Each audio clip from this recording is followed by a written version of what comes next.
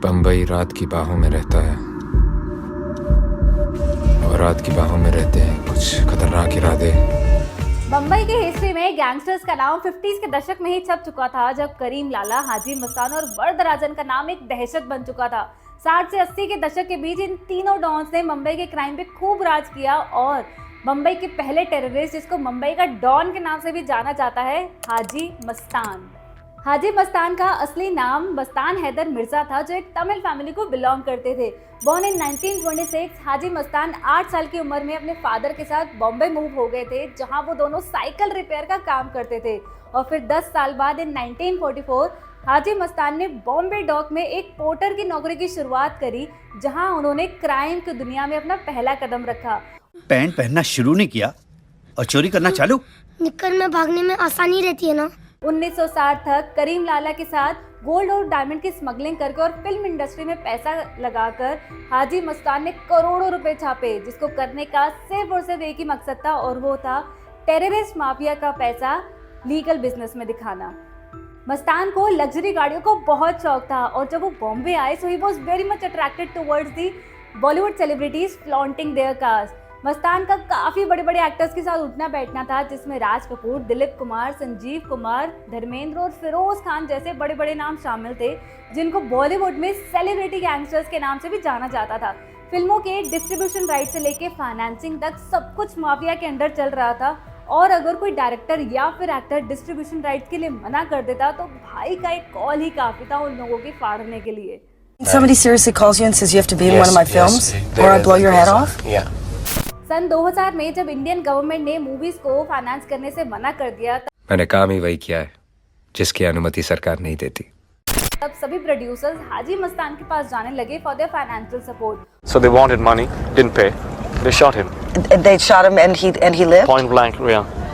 और हाजी मस्तान को भी ये सबसे सही तरीका लगा अपना सारा काला धन क्लीन में बदलने के लिए, और यहीं से उसने अपना मैसिव गैंग एम्पायर खड़ा कर दिया, जिसमें एक्सटॉर्शन, मूवी टिकट्स की black marketing, illegal manufacturing of alcohol जैसे कई बड़े धंधे शामिल थे। जिंदगी हो तो स्मगलर जैसी, सारी दुनिया राख की तरह नीचे और खुद धुएं की तरह ऊपर। छोटा शकील, जो रिजवी का बंदा था, कई बार सेट्स पर जाते हुए दिखा ताकि वो डायरेक्टर्स और एक्टर्स को फोर्स कर सके उन पे फिल्म बनाने के लिए, जिसके चलते डायरेक्टर्स और एक्टर्स के लिंक अंडरवर्ल्ड से बढ़ते चले गए। 1995 में एक बहुत ही शॉकिंग किस्सा सामने आया, जब एक डायरेक्टर जावेद सिद्दीकी को सेट पर गोलियों से भून दिया गया क्योंकि उन्होंने दाऊद इब्राहिम की गर्लफ्रेंड अनीता अयूब को फिल्म में लेने से इनकार कर दिया था। And not only this, Gulshan Kumar was also shot dead just because he denied for this extortion money second time. हाँ, वही जो सिंगर है अपना। हाँ जी सर, बिल्कुल। दाऊद इब्राहिम ऋषि कपूर के बहुत बड़े फैन थे। एक दिन दाऊद के कुछ लोगों ने ऋषि कपूर को दुबई के एयरपोर्ट पे स्पॉट किया, जहां से he was blindly taken to his Dubai villa. तो एयरपोर्ट पे मुझे किसी ने एक फोन थमा दिया, कहा कि भाई आपसे बात करेंगे।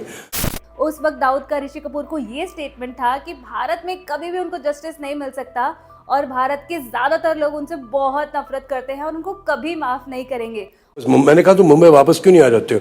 आपने कहा कि मुझे जस्टिस नहीं मिलेगा। उनका ये तक कहना था कि उन्होंने कई इंडिया के लोगों को खरीदा है और खड़ा किया है, और इंडिया के ज्यादातर पॉलिटिशियंस को वो अपनी जेब में रख के घूमते हैं।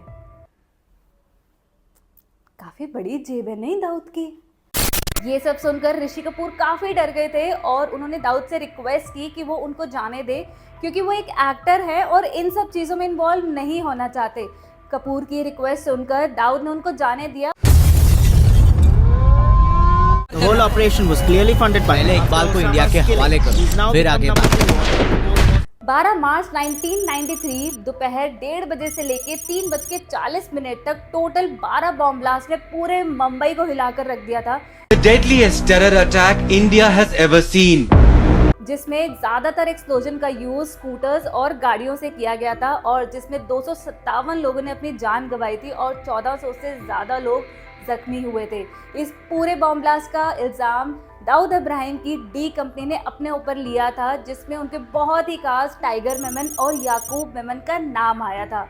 इस पूरे बॉम्ब ब्लास्ट की साजिश दिसंबर 1992 से लेकर जनवरी 1993 में ही रच ली गई थी, जब पूरे देश में बाबरी मस्जिद को लेकर दंगे हो रहे थे।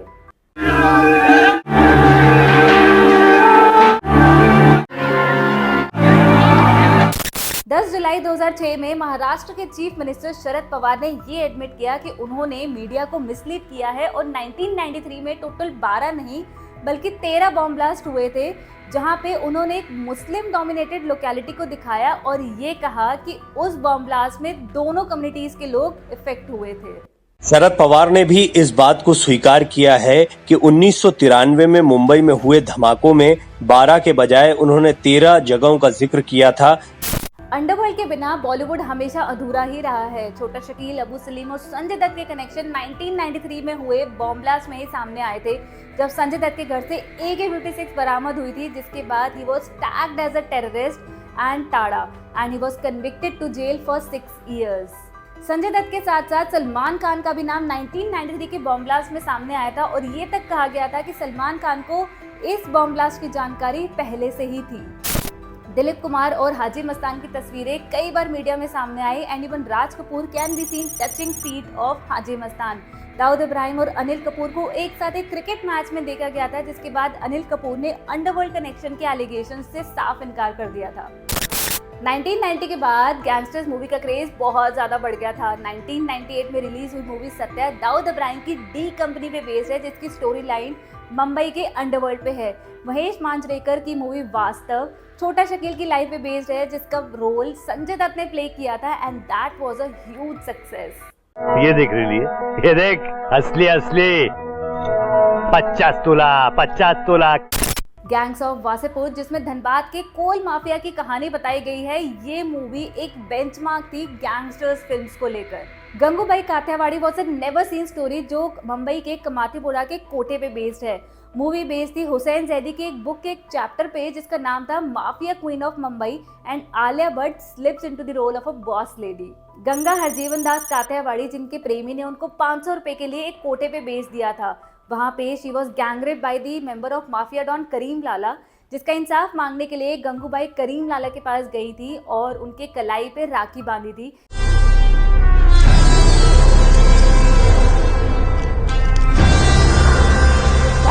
जिसके बाद करीम लाला ने अपने उन मेंबर्स को गोलियों से भून दिया था।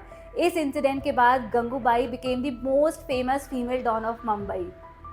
और ऐसी कई मूवीज हैं जैसे कि shoot out at Wadala, D company, Haseena Parkar, once upon a time in Mumbai, black friday, D day, जिन्होंने क्राइम के काले पन्नों को दिखाया है।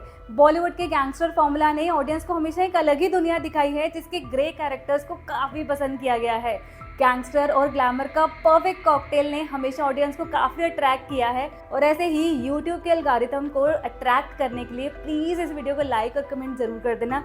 और अगर मेरे चैनल पर नए हो तो प्लीज़ यार सब्सक्राइब किए बिना मत जाना। मिलते हैं जल्दी अगली वीडियो में, तब तक के लिए अपना ध्यान रखो। बाय।